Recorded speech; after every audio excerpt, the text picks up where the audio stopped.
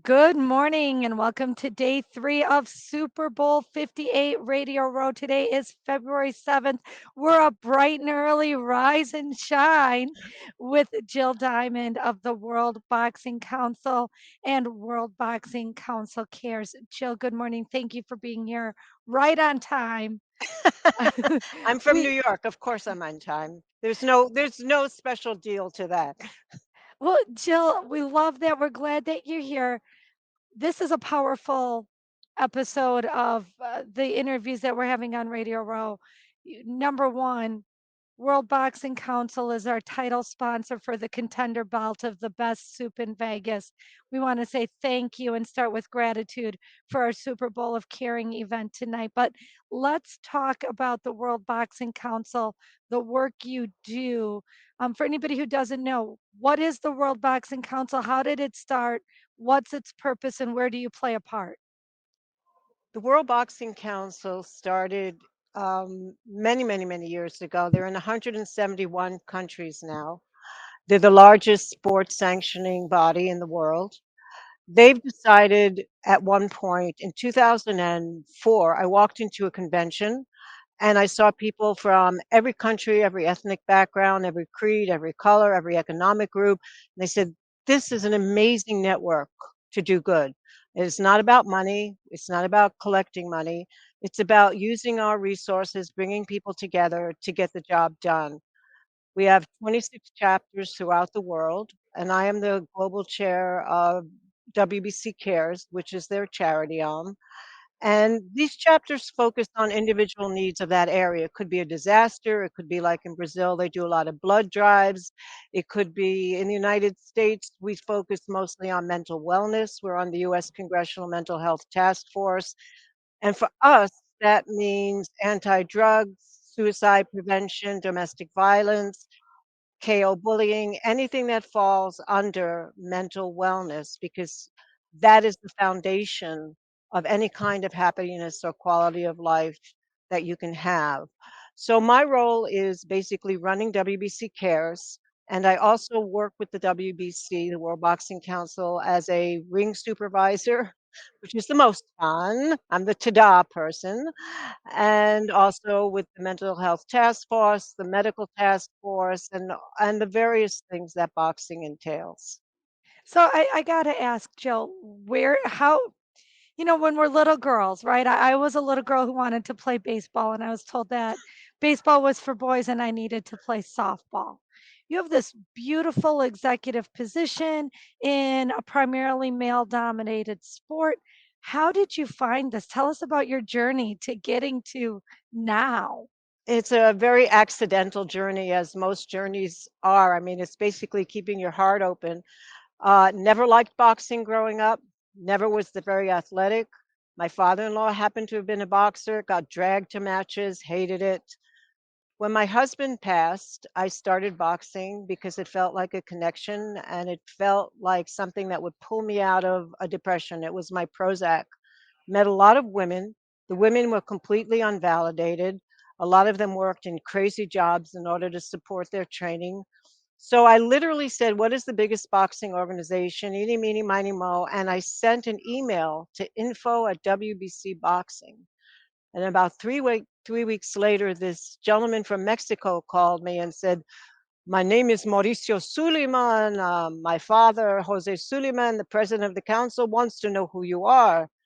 And I said, my name is Jill Diamond. I'm an Emmy Music Award winner. I box for fun. But what are you doing with these women? And he said, why don't you come to the convention? So I packed up my bags and I actually went to Spain to their first convention. There was a brochure on the table. I opened it up. It said Women's Championship Committee, and my name was on it. Never volunteered, never knew that was going to happen. And from 2005, I've just taken it forward. That is Crazy a journey. that is a crazy journey, and I think that's exactly what life does. And I don't want to give out too much of your email unless you give me a thumbs up, but your email really touches to that point, right? That the Never hit a lady. And I've left out the unless part. It was one of the things that just stood out to me from the first time you and I ever communicated, like, it stands out, and that's what you do. You stand out, that's what your work does. It stands out. Thank you. You're welcome. I think I can't think of a greater compliment. Where I want to give you a chance to ask Jill some of the questions that you've prepared or that you're thinking about as you sort of run through this whole beautiful story of a woman, an Emmy Award winner, a woman who lost her husband, to a woman who's championing good through boxing. Yeah, what stands out to me is as you said, the sort of the circumstances and the random nature of getting that opportunity. I think one thing, and I'd love to have you talk about, if you had thoughts before that about where you wanted to go, the cliche of, man plans and God laughs, and the idea that so many people that are in this room here on Radio Row at Super Bowl 58, and so many people that work in sports got their opportunities just through some random thing. It wasn't a planned career. So Certainly talk a wasn't. little bit about that. Okay, I'm a music producer. I've spent my entire life producing music. I started with Motown. Boxing or any athletics was very much on the sideline of my thinking. It certainly really, really was random, and it came out of a passion I had when I met all of these women in the gym. I saw how hard they worked and the risks they were taking, which were the same as men were taking, and it just got me upset. I mean, up until that point, I was producing the music for Cap City, ABC, and Procter and Gamble. I never ever thought of having any kind of career in sports. And to be truthful, myself and all my people in cares, we're all volunteers. We don't make a compensation financially from doing it. It's our connection to the community and the athletes. It's the Suleimans allowing us to use this enormous platform to get resources for the things we do, which goes from the retired boxers who mostly need our help to youth centers and gyms. But it was very much on the sidelines of my life. It was not something intended. And like any mistress, I eventually ended up marrying it. But it was not my intention at all. Music is what I do. So you're talking about WBC Cares and the fact that the people are volunteers that are serving in that role. But talk a little bit more about the support you get from WBC in terms of encouragement or resources or other access that they allow you, and what the direction is in terms of the focus of WBC Cares. The WBC is completely supportive of what we do. And the president goes to many, many, many events. It's just that we're such a large organization, we've had to cut the pie up. There's just no way to accomplish everything that we need otherwise.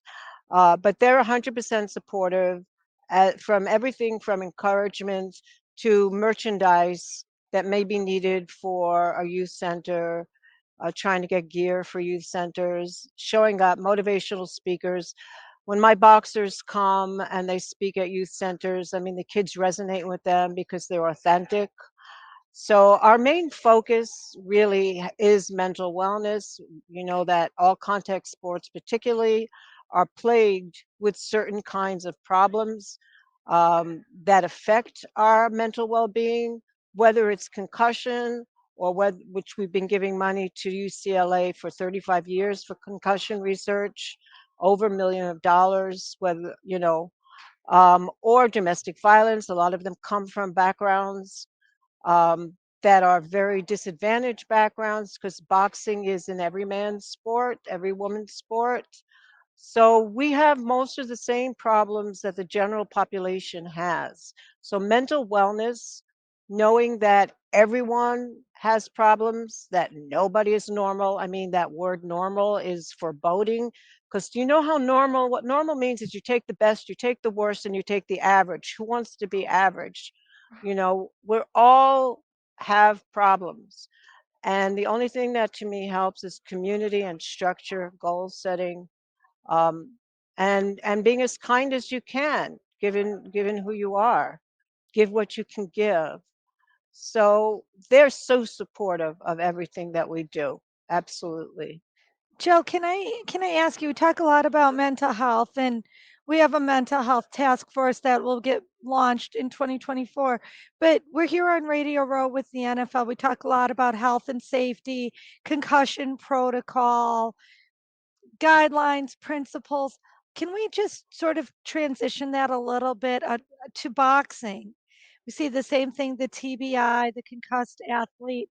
What is a concussion protocol in boxing? Is it good enough and what needs to change? You know, boxing is a country to country, commission to commission sport. But basically, there are many rules that are set in place. If I only do championship fights, in boxing, the rule now is they say better to stop it short than too late. So they're stopping fights earlier in the rounds, number one. But if someone gets concussed, boxing, you can't go back into the ring unless you've had an MRI at a certain period of time for rest. Right. It's not like some of the other sports that are also contact sports where they have silent concussions or whatever, and they're thrown back into a game. We try very hard to try and make sure that our athletes pass all of their medicals, and over a certain age they have to have a medical before they fight, um, an MRI before they fight. But there are every couple of years they have to have MRIs. They're very strict medical protocols before some fight one goes into the ring for a championship fight. We also have a medical task force which fields a lot of questions and looks into the research. We work with UCLA. We work with Dr. Sethi at Cornell Presbyterian. We try in every manner we can to make a dangerous sport as safe as possible. The WBC has reduced the rounds of men's boxing. They were the ones that added the fourth rope. They're the ones that ordered or did the thing with the thumb. Um, and they're trying to do other things. But again, the commissions have to approve it. We want replay so you can see if it was a rabbit punch, a headbutt, whatever it is. Not all commissions will okay that, not all promotion companies.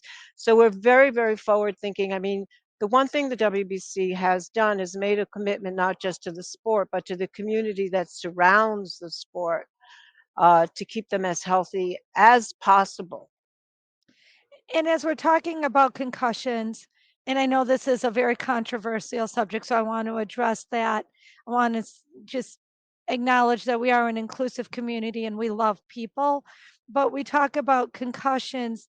I think that opens the door to another conversation that needs to be had, and that's the concussions that result hypothetically when we bring transgender athletes into the ring. What has your experience been in the ring seeing these types of things? Is it a danger that we need to address? I think it is. And also be aware that many concussions happen in the gyms, not just in the boxing ring. So we're trying to deal with that. But as far as transgender boxing, firstly, we're totally against anyone making the transition prior to puberty, which is the only way someone might have an equivalency. We're totally against that. And the organizations like Athlete Ally that I've spoken to, whatever, are also against that. Once someone has gone through puberty, there's certain advantages that a male to female, that a transgendered female would have over a cis female, which have to do with bone structure, neck thickness, skull, wingspan, whatever. We're completely against for both male to female or female to male. We always go XXYY. We don't favor transgender boxing.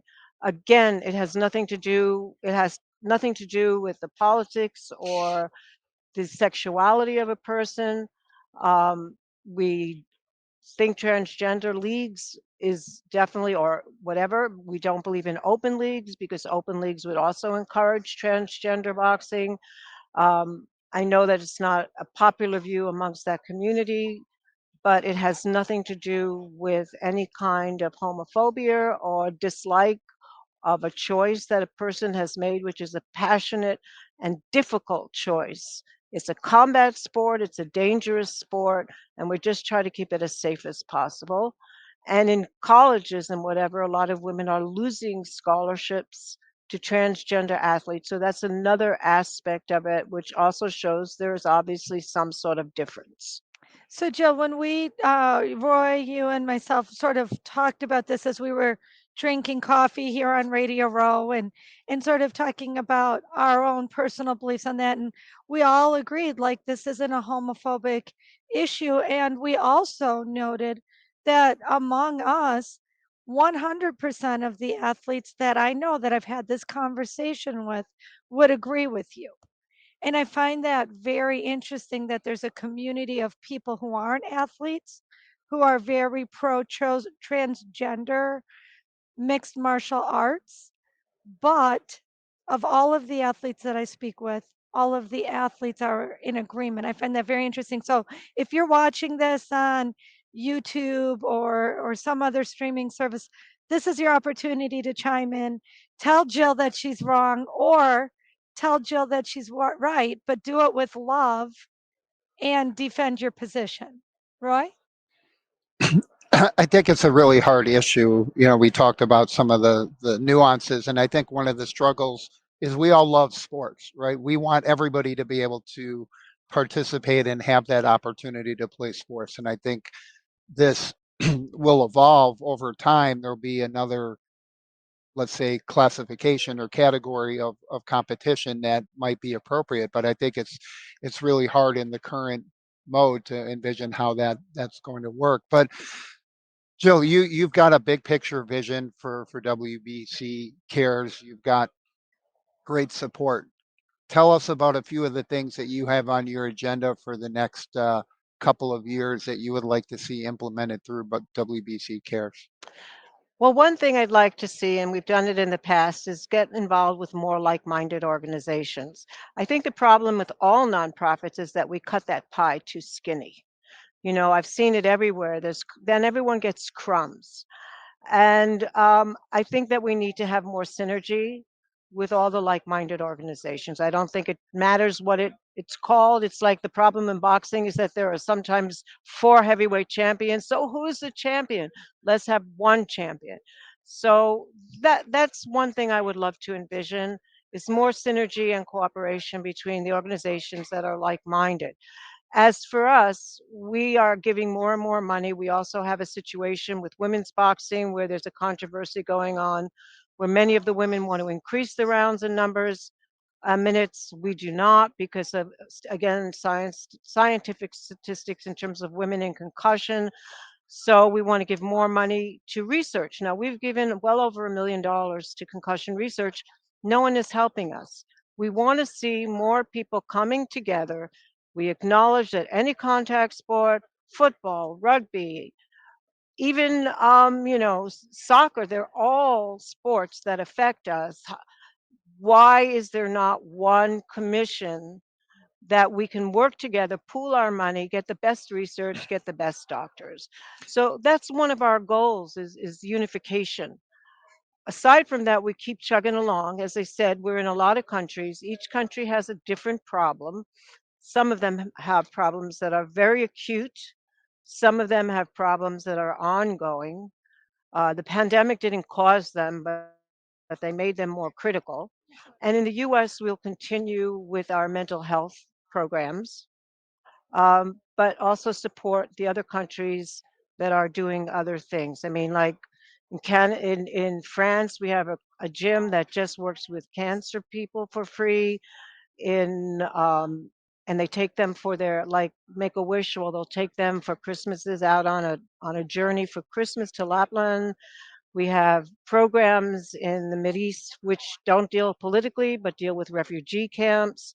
In South Africa, we have someone who's developed a container gym which can go from group, area to area, and it opens up and there's a full gym there. I mean, so each area has a different problem, but Love it. mental wellness is the foundation. I love it. Jill, I want to ask you a quick question, if you don't mind. I think this is probably one of our last topics. But as a female who came into the space in an executive position, you're working with both men and women. You're working with all economic classes, like you said, all races, colors, creeds. None of that matters. But yet, there's something in this Radio Row space where we're surrounded by male athletes. And it's a male dom, and most sports, frankly, tend to be male dominated. We're starting to see the rise of women in sports, especially here in America, WNBA. Happy to be here in Vegas, where the home of the Las Vegas Aces.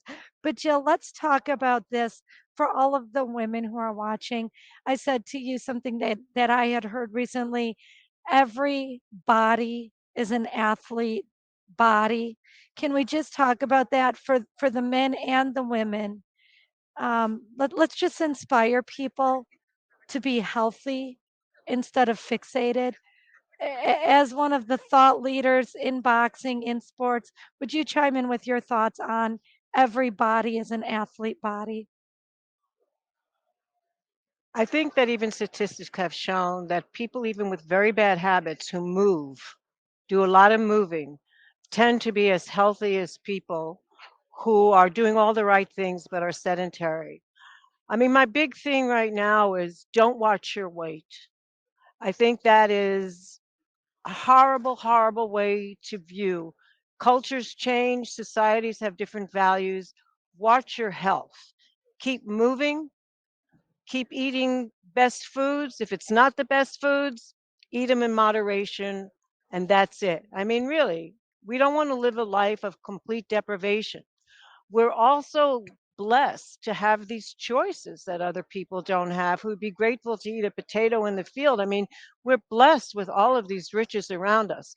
But yeah, I would say that everybody is an athlete in their own way.